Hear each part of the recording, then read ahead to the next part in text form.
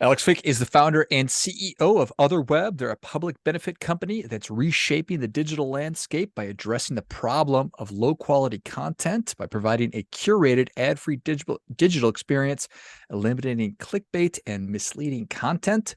Welcome to the show, Alex. Thank you so much, George. Excited to have you on. Tell us a little bit about your personal life, some more about your work, why you do what you do. Well, I guess let me take it a few years back. And when I just started in tech, I got pigeonholed into perception systems, cameras, computer vision, that sort of thing. And I spent 15 years building them. And at some point, I had this huge crisis of conscience where it seemed to me like the world doesn't need more cameras. And so I wasn't quite sure why I'm building more of these things into every single device out there.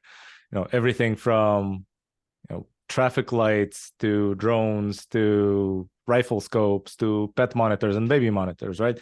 Some of them perhaps better than others, but still, I was looking for a real problem that I can fix that really aligns with my values. And I reached the conclusion that the problem is not that we're not creating enough information, it's that we're consuming junk at the end of each day anyway. So I'm not sure where all that information we're creating is going, but our filters are obviously broken. So 2 years ago, I decided to focus on that, and that's how I ended up with the Otherweb. I like it. We have enough cameras. I've never thought about that. I'm going to spend some time thinking about it, but I feel like you're right. So Gut funny. feeling. Tell us something personal about you, Alex. Um, I don't know where to start. So I think I mentioned to you, I was born in the Soviet Union, raised in Israel. I lived in Japan for a while, then in California, in the Bay Area for 10 years. Now I've been in Texas for the past 6 years. So I guess the personal thing is I have a thorn up my butt and I can't stop moving. Yeah, fair enough. Fair enough. All right. So it's not necessarily an information problem, it's a bad information problem. Well, I think it's probably the way that we filter information and what bubbles up to the top is unable to cope with the current that we've been creating lately, right? So the system that we are using to process information has been created as a response to the invention of the printing press. If you look at it historically, right? The printing press was invented in the 15th century, 1430s, let's say. And for the next 200 odd years, the system was broken. Nobody could cope with that influx of information. You had 52 different religious wars all over Europe. You had the Inquisitions, you had the witch hunts.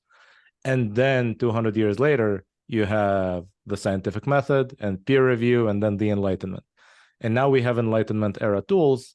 They worked sort of okay, but you still had the invention of the radio, created some dictatorships in Europe, right?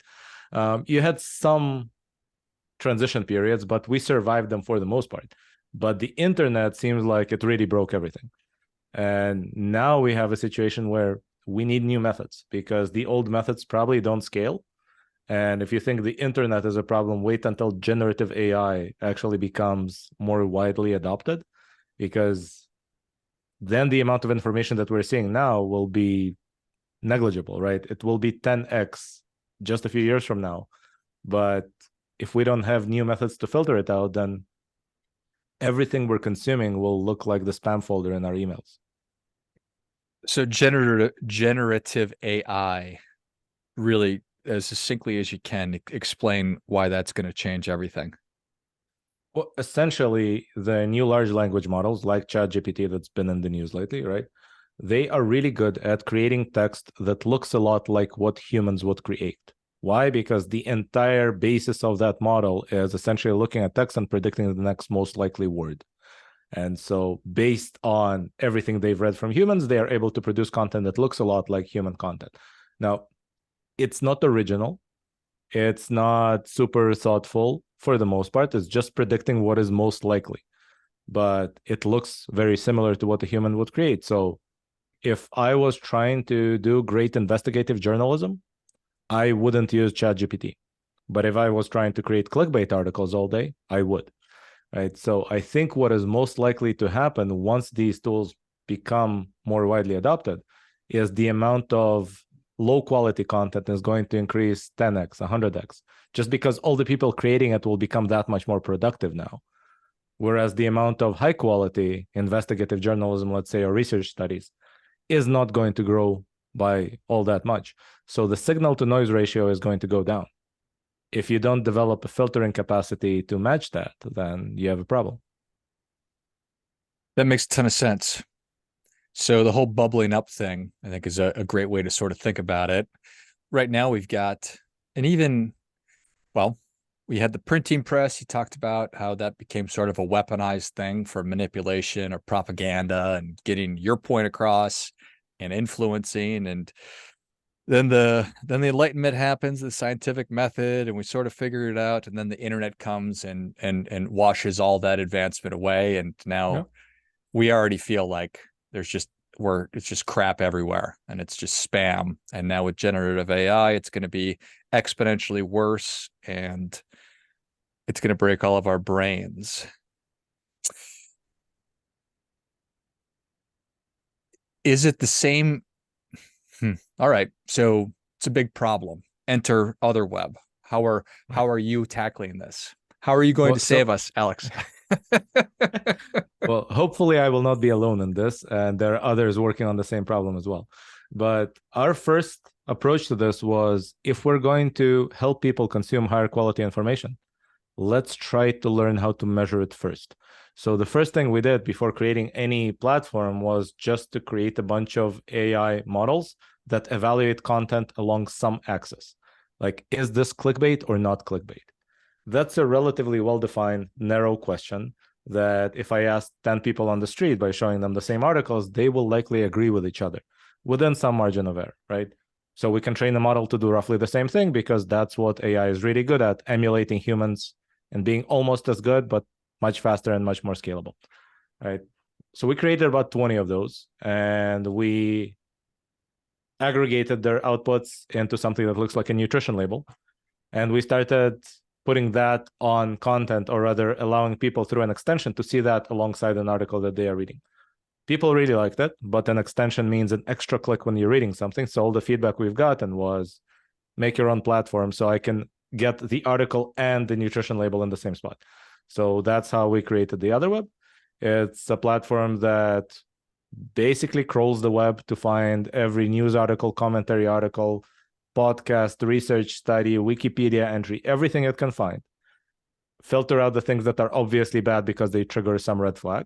And for everything that it doesn't filter out, try to give users as many tools as possible to customize what they're seeing and to make quick decisions about what they're seeing. So you can figure out whether you want to consume something before you consume it. Because with food, you have that option, right? You look at the nutrition label, you decide, this is not for me. I'm on keto. This is a lot of carbs, not my thing, right? With articles today, you don't. You have to start reading and then at some point realize, oh, I probably shouldn't continue anymore. So we're trying to give you tools that allow you to make that sort of judgment a little bit earlier. The nutrition label is one. The filters you're setting is another. We give you a bullet point summary of each article, so you can look at that and decide, okay, maybe that is not the article I want to read today, or maybe I want to read 12 of these summaries and then just pick one that I want to read from beginning to end, because I decided that one is the most representative and highest quality of them all. So let's see how people use it. Our goal initially was just to give people the tool and then see which methods people come up with. And maybe eventually we will add more community related features like people actually ranking things themselves. And that will be added on top of what the AI is doing right now. But so far we have a little over 5 million users already. And that's across our platform, the website, the Android and iOS apps, the newsletter all together. And that's all been done in a little over a year. So I guess if you start from our 500 or so beta users, that's 10,000x growth, which is pretty good for year one. We're going to try to grow it just as much in year two and hopefully reach as many people as we can. Well, that's awesome. Congrats on the success thus far. And I like the idea of using AI to counteract AI. I think it's the only thing that can, because humans don't scale as fast, right? So if the content creators got their own nuclear weapon, then we need one. Sorry for the analogy. Totally get it. All right. So I love the analogy of the nutrition label. I think that that's awesome and it makes a ton of sense. I really like to think about our values, our core values as the filter through which we process information as we take it in. So I think that this is really cool. So how do I get to interact with those filters? Tell me a little bit more about that. Well, it's always a work in progress, and we keep trying to figure out what people use and how they use it. The initial idea was just to give you as many sliders as we can so you can basically set your own thresholds of I want a little bit more content in this category, a little bit less in this category. And our assumption was that there is an inherent trade-off within each category between quality and quantity. So if we can rank all the content basically from best to worst, you will tell us I want the best 10% in sports, and we know which ones to pick because they are the best, right? But maybe in politics, you'll tell us 30% because you really like to read more of that. And so there, the cutoff would be lower and more articles will make it through. Over time, we started adding more and more ways that we can customize things for you, either implicitly or explicitly. So the implicit thing is we added a Tinder-like interface where you swipe right or left based on the summary that you're reading. And over time, the system learns which topics interest you and which emotions you actually like to receive from content. So we classified every article into 13 different emotions that they could evoke in the reader. And so over time, we might learn that you really like educational stuff and you really don't like depressing stuff, or vice versa. But again, our approach to it, which I guess betrays the fact that we are engineers and not really marketing people for the most part, is we still let you edit all of that out later on. So if we decided that you like educational stuff, you can still go and move the slider and the advanced customization and say, nope, I actually hate that, which is something you can't really do on any other platform. I understand why other platforms don't let you customize it, but our approach is we want to have the user in control. Why do other platforms not want to let you customize it? Well, because their goal is to make money. They are C Corps for the most part, not public benefit corporations. C Corps' only fiduciary duty is to maximize shareholder value, right? Which is to say, make money. Everything else, they kind of are not allowed to do, even if their PR statement says that they're supposed to, right? It's illegal for them to pursue anything else. So if their goal is to make money, and the way they make money is advertising, then the way to maximize the amount of advertising you see is to increase your engagement with the platform. Now, your engagement with the platform is likely to increase if they show the stuff that you respond to in the moment and not the stuff that you say you actually want. And there's obviously a difference between those two, right? If somebody offers me cake, I am much more likely to say, yes, I want to have that cake right now, than if they were to offer me kale. But if you ask me, what do I want to consume over time, I will reach a very different decision, right? So they're giving people cake all day because that ties directly to what they are legally supposed to do, which is to maximize shareholder value. If they let users opt out of that, or if they let users tweak it, then they will make less money and they will not be fulfilling their purpose as a company. So every time one of those companies says you can opt out of customizations or you can change it, they will create something that makes it look like you do, but they will try to sabotage your attempt to do it. Just because, again, they are supposed to. That's the legal requirement from them. That's one of the reasons we registered ourselves as a public benefit corporation, so that we could say, look, we have a mission that's improving the quality of information people consume, and that mission is binding. So we are not allowed to just maximize shareholder value at the expense of that mission. That would be illegal. That's one thing. The other one is for all the models that we use to evaluate content quality, we actually made them source available, and the models and the data set, so people can look what we are doing and hold us accountable. So if one day the CEO is somebody who isn't me, and he decides, I want to turn us into the next TikTok, then people will notice the change. They will see either that code suddenly becoming closed after it was already open, or that code change in a way that obviously makes it evident that the algorithm is changing and that the mission has changed as well. So it's almost a way to bind our future selves, because we don't know, companies evolve over time. But I think that is the minimum that we have to do, and maybe we have to do more things to actually stick to our mission. That makes a lot of sense. And I love everything you've been saying. We have, as a culture, society, kind of gotten that twisted up a little bit. And we're yelling at corporations or wanting them to be socially active and all this, that, and the other thing. And ESG has come out of that, but it flies directly in the face of what their legitimate fiduciary responsibility is, which is to drive value to shareholders, stockholders. So Right. it's nice and it's cute, but it's a lot of BS. And I think a lot of that's kind of coming unraveled versus when you're actually structured the way that you are as a public benefit company. That's very different. So I think that that's really cool. I commend you for doing that. Do you not like money, Alex? I love money. That's why we are a for-profit enterprise. It's not like we are a non-profit, right? It's just, I like the idea of making money by delivering value to the world, because that's not the only way you can make money. You can obviously make money either by shifting value from somebody else into your pocket, right? Which doesn't deliver any value. Or sometimes you can even make money by literally destroying value. Like, let's say military technology is often in that category, right? So I think there are different ways to make money. I would rather pick the one that achieves some other goal in the process as well. I don't think that over time that actually minimizes the amount of money you make. But I think it will help us attract better people. It will make us happier because we're building something we believe in. And I spent a long time in that state of working on stuff that I don't think is good for the world with cameras, right? And so I'd like to not be in that state again. Amen. I appreciate that. It is, as Ben Franklin would say, it's very, very possible and desirable to do well by doing good. And I would say that you're playing the long game versus just trying to generate a bunch of money by getting people to click on stuff that is the candy or the cake, whatever object of food you used versus Or the kale. heroin. Yes.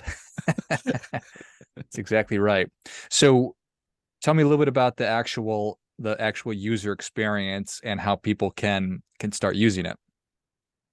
So right now, if users just go to otherweb.com, they can either scan a QR code to download an app on their phone, or they can choose to use the website itself in their browser and read things that way. The experiences are a little different between those two.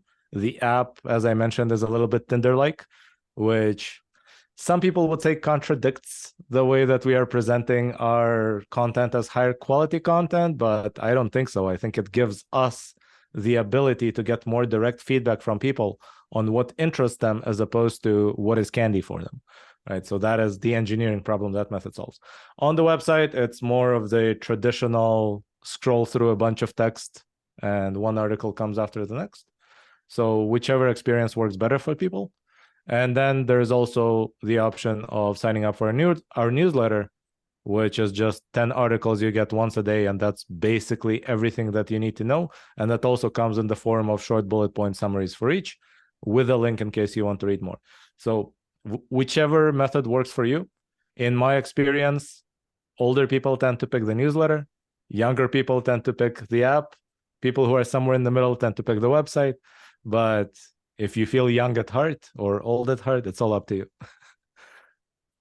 It is nice to have choices right there. I love it. I can't wait to Alex, I'm 45, so I'm right in the middle of what you're talking about. I think I'm going to download the app, because I do feel like I'm young at heart. So I love it. You are young at heart. Thank you so much for coming on. Give us the website again, please. Otherweb.com. Excellent. Well, if you enjoyed as much as I did, show Alex your appreciation and share today's show with a friend who also appreciates good ideas and wants to have really good ideas come their way and not just a bunch of BS clickbait nonsense. Go to otherweb.com, and depending on how you see yourself and how you like to consume information, download the app, use the actual web page browser, or get signed up for that newsletter, or do all three and then figure out what works best for you. Thanks again, Alex. Thank you so much, George. Till next time, remember, do your part by doing your best.